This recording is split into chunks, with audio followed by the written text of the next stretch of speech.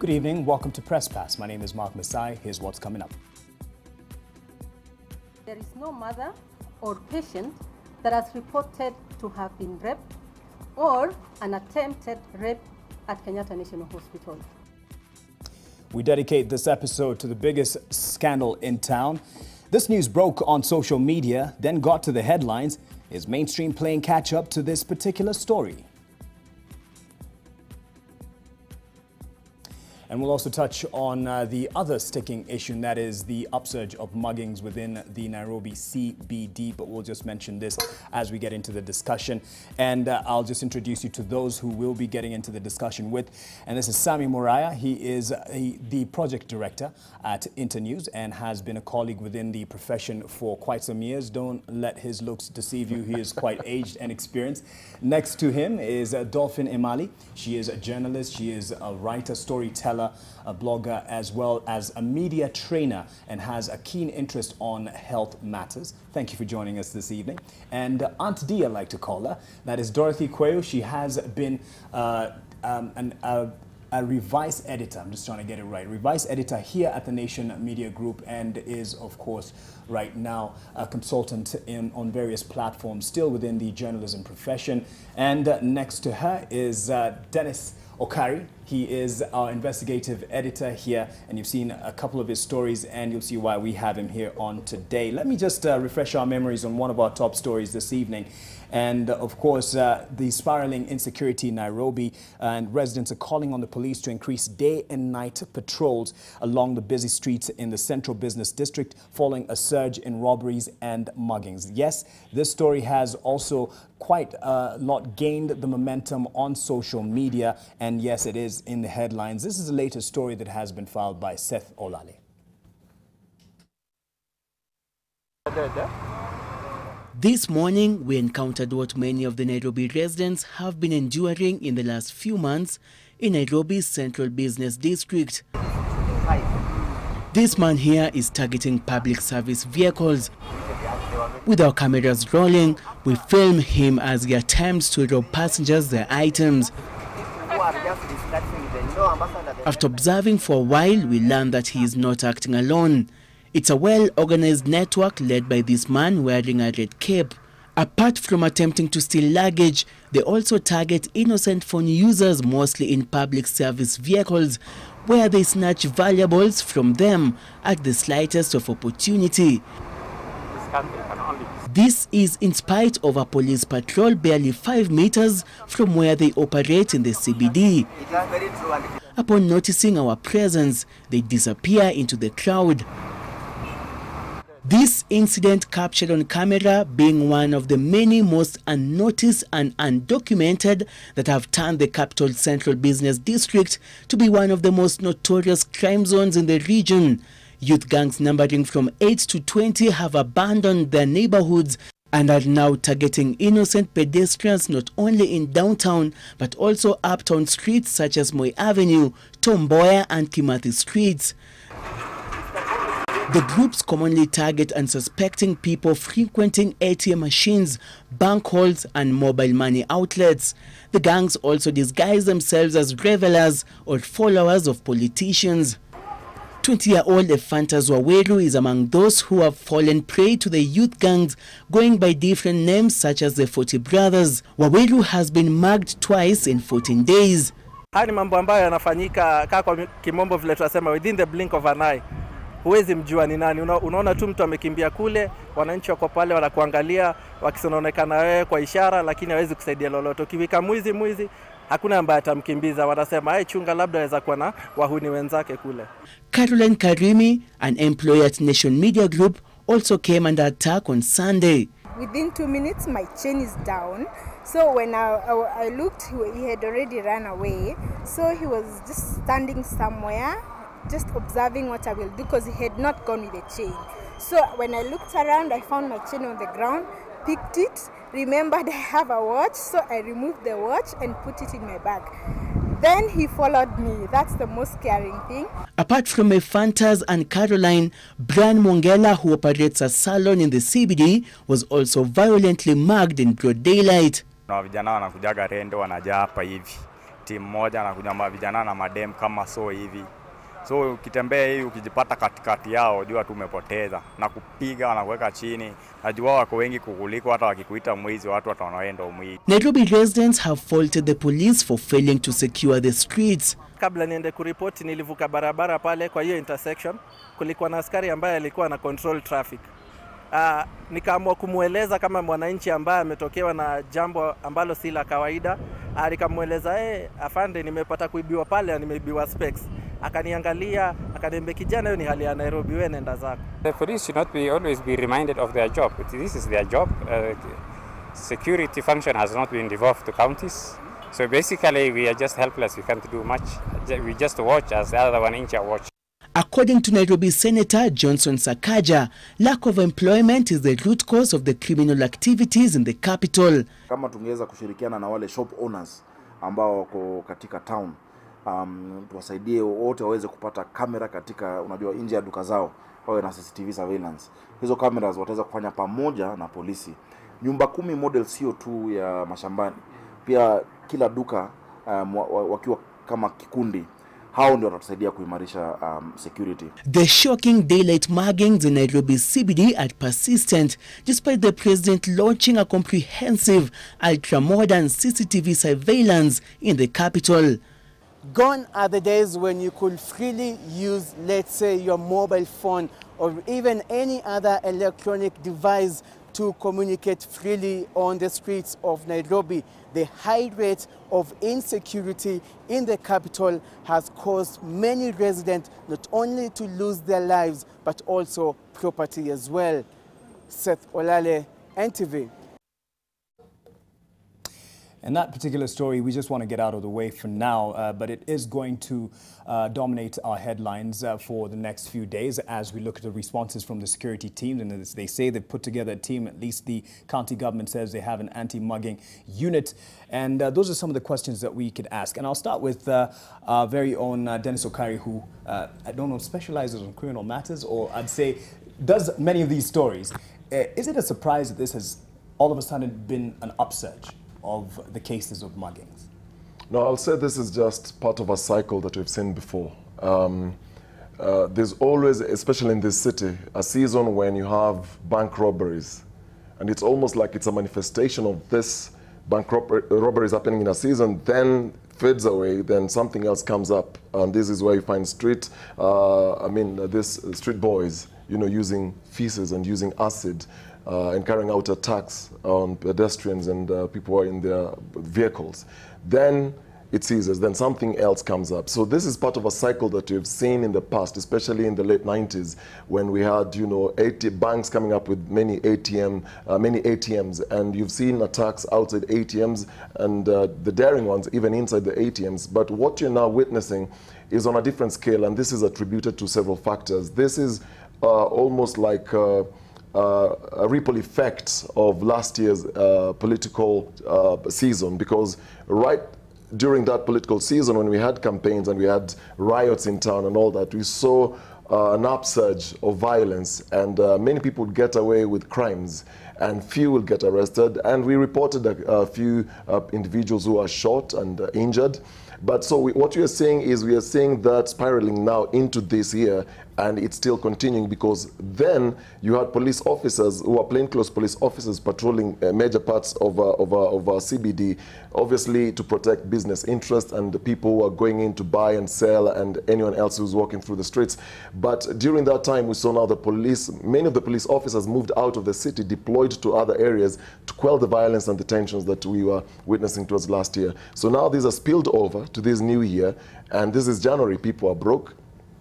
There's the issue of employment, like Seth Olale mentioned. And so we are seeing a lot of these daring crimes because the people committing these crimes actually know where the officers are. They know which streets to avoid. They know which places they will find people are vulnerable. And this obviously calls for self-awareness. In this country, we have problems with situational awareness. And this is where we are very vulnerable to these young boys who are doing this, and not largely to blame, you know, the people who are being mugged. But there are always ways and means you can handle some of this.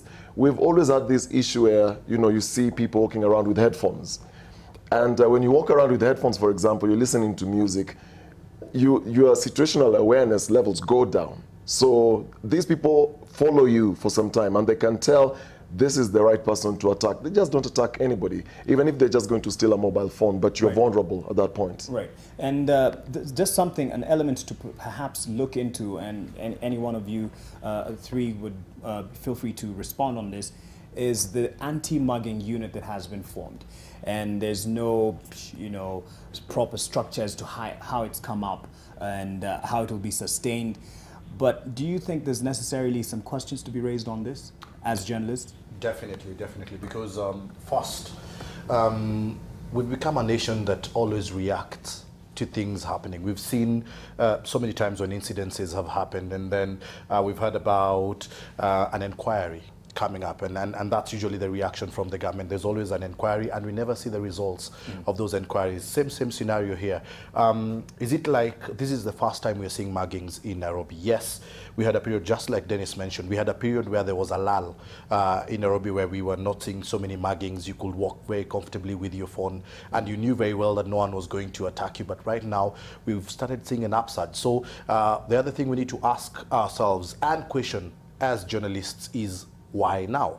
Because I know that one of the things that has been mentioned is that it's street families. But just looking at that report there by Seth Olale, you're seeing very well-dressed gentlemen who are doing it, people that you would not suspect are muggers.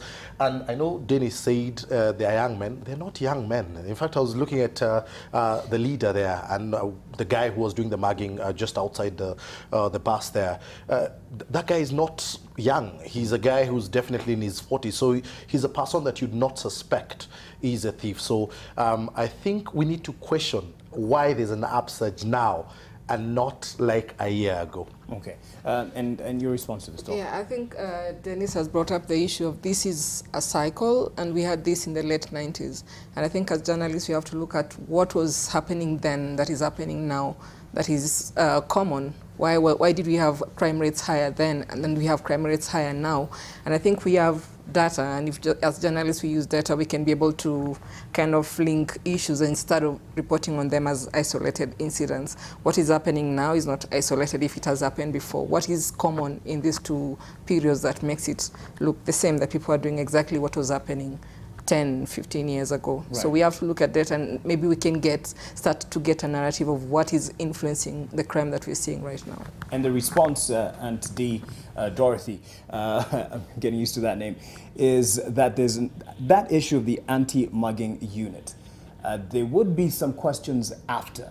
Will it just remain? Is it just to serve the purpose of getting these gangs out of the city, or what? Is there something that we need to pursue here as journalists? As journalists, we need to pursue the issue, but based on past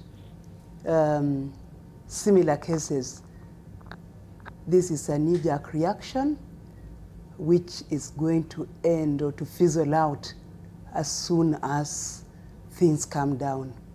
Just watch it. Right. But something else is the direct link to street families and hawkers. And someone might say this is actually something that either the authorities might be bringing up so that they can justify. This is something that we can actually link to the current governorate, because with all due respect to Governor Sonko, he's on record as protecting these unlawful people. I mean, okay, nobody should be called unlawful, but an influx or upsurge of people into the CBD who really have no business, you know, hawkers and all manner of people, you know. And when you have an uncontrolled upsurge of hawkers, then they come with everybody else. Right. Now, of course, he says they are not muggers, they are not hawkers, they are my voters, you know. So they are under protection from the governor, I'm sorry to say. And something to pursue. Just let me give Dennis that before I give you guys a response, because you will be charged with at least looking into this issue if it persists. And Dolphine has said there's some patterns and there's some data that we can work with. But if you look at the reaction and the response, Is there something more to investigate? Because it is somewhat sudden that this has come up now, and then they link it to hawkers and street families. Then perhaps the next few weeks we'll see them being cleared to justify that particular move.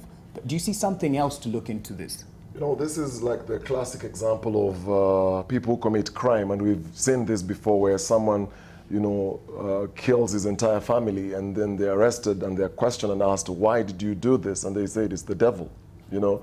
So it's the same example. We've seen this in time past. There was Kweyu squad that was formed.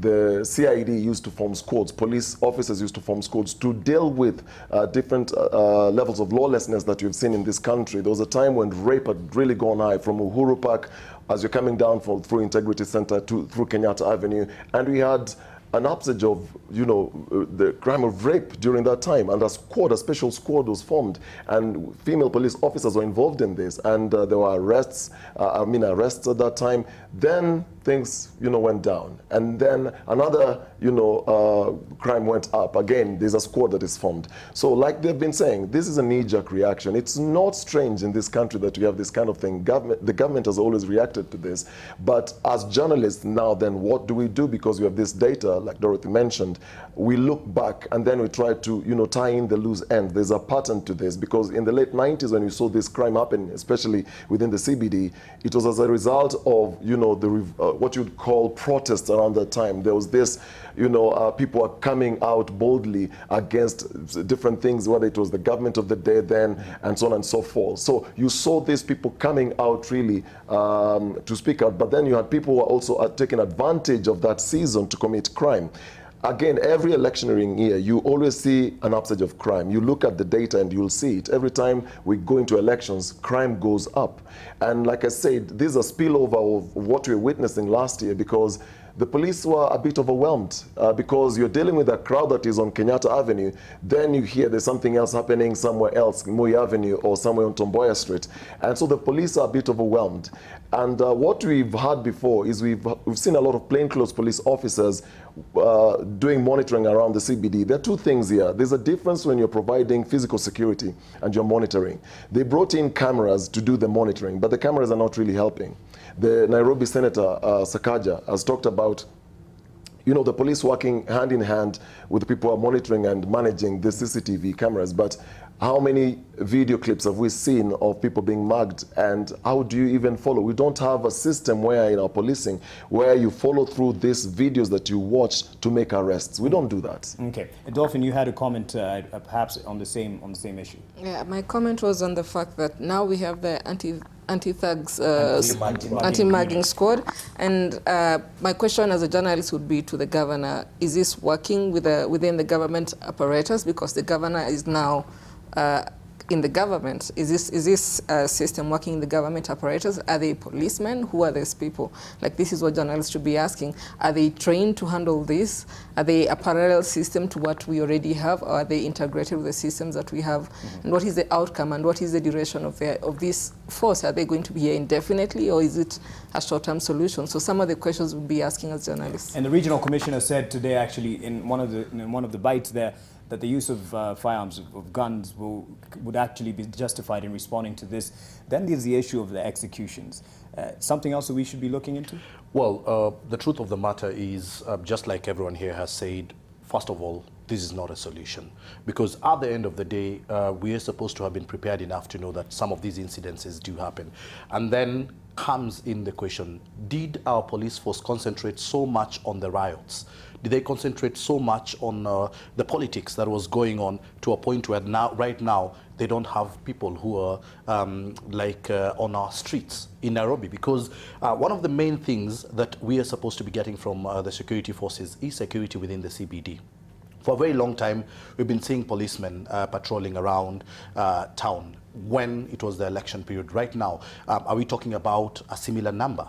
Right. Of policemen? And two, we have referred to the past, and the past year we are talking about early 2000s up to around 2009, 2010. That's when the muggings in town stopped. So the other thing that we also need to start questioning is, how did it stop? What made it stop? So before we even start talking about solving the problem at the moment, we need to revisit. Just look at the problem in the past. How was it solved? And we as journalists also need to help in terms of bringing this to the fore. Because if we don't bring it to the fore, then how can people be able to address it? Dennis, real quick before I take a break, Mark says that we need to take a break. I totally agree. The reason why this anti-mugging, whatever, won't work is because we have seen this before again. And unfortunately, when such outfits are created, especially by politicians, they start off with very good intentions, and you will see a few people lined up, a few arrests here and there.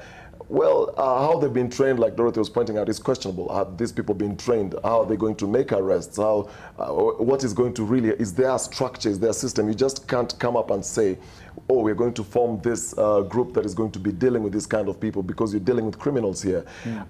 Unfortunately, these kind of groups end up becoming criminal gangs themselves, and or they change and become militias for politicians. Then they become criminals themselves again, and then you're dealing with a whole mess, and this becomes a monster. We have seen these throughout the country, and the outlawed groups that were even gazetted at some point, most of them started off with very good intentions. It's a community that wanted to protect itself against, then it morphed into, you know, a gang which was controlled by politicians because they're answerable to the person who gave them the job. And then you end up now dealing with a whole security mess, and you don't know how you're going to go back. Perhaps we need to dedicate a full episode to this. Anthony will allow me to take a break because of pressure from Mark. But Jeremiah Karaoke says the media can lead on investigating the police laxity or complicity in the upsurge in mugging. Thank you for that. Something that our investigative editor will be looking into, and indeed my colleagues here would charge the rest of the profession to look into as we focus on this issue. But next now, we look into the Kenyatta National Hospital allegations of rape of patients under their care.